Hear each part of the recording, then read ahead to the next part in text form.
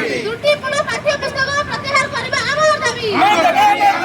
ত্রুটিপূর্ণ পাঠ্যপুস্তক প্রত্যাহার করিবা আমার দাবি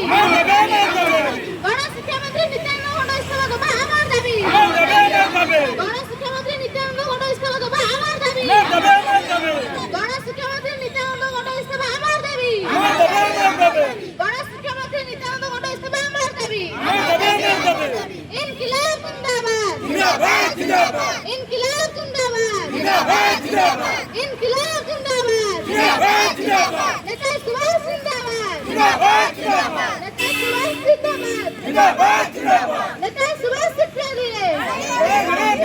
নেতা সুভাষ শিক্ষা দিয়ে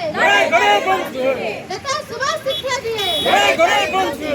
লড়াই লড়াই লড়াই চাহু লড়াই লড়াই লড়াই চাহু লড়াই লড়াই লড়াই চাহু আপার শিক্ষামন্ত্রী ইস্তফা আমার দাবি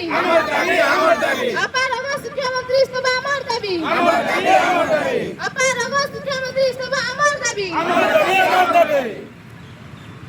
রেবেন স্যার দাদাগিরি চলবে নাই